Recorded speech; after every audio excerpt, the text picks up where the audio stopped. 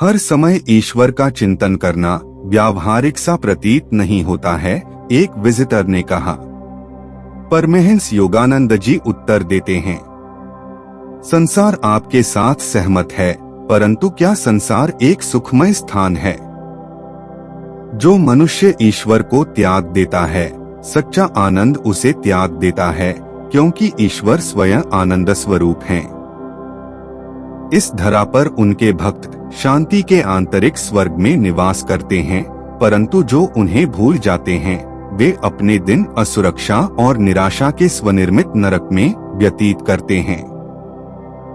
ईश्वर के साथ मित्रता करना ही वास्तव में व्यावहारिक होना है। उनके साथ परिचय बढ़ाएं। ईश्वर को जानना ठीक वैसे ही संभव है जैसे अपने सबसे प्रिय मित्र को जानना संभव है। यही सत्य है।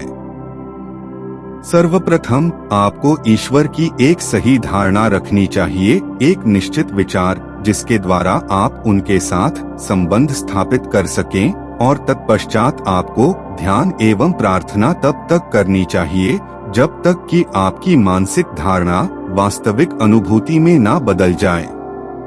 तब आप उन्हें जान लेंगे। यदि आप दृढ़ता से डटे रहेंगे तो ईश्वर अवश्य आएंगे। कुछ लोग हैं जो अपने सृष्टिकर्ता का चित्रण एक ऐसे शासक के रूप में करते हैं जो मनुष्य का अज्ञानता रूपी धुएं से और दंड रूपी अग्नि से अत्याचार सहित परीक्षण करते हैं, और जो मनुष्य के कर्मों का निर्णय निर्दयतापूर्ण छानबीन के साथ करते हैं। इस प्रकार वे ईश्वर की सच्ची धारणा को, जो एक प्रेममय दयालु परमपिता है, विकृत करके ऐसा झूठा चित्र बना लेते हैं जो कि एक कठोर, दयारहित और बदला लेने वाला तानाशाह है। परंतु जो भक्त ईश्वर से संपर्क में हैं, वे जानते हैं कि उनको दयालु ईश्वर के अलावा कुछ और सोचना मूर्खता है, क्योंकि वे संपूर्ण प्रेम और श्रेष्ठता के अनंत आधार हैं। ईश्वर शाश्वत आनंद हैं। उनका अस्तित्व प्रेम, ज्ञान और आनंद है। वे साकार और निराकार दोनों ही हैं, और वे स्वयं को स्वेच्छानुसार जैसे चाहे व्यक्त करते हैं। वे अपने संतों को उसी रूप में दर्शन देते हैं जो प्रत्येक संत को प्रिय होता है। एक ईसाई क्राइस्ट को देखता है, एक हिंदू कृष्ण या जगन्माता के रूप में दर्शन करता है, इत्यादि।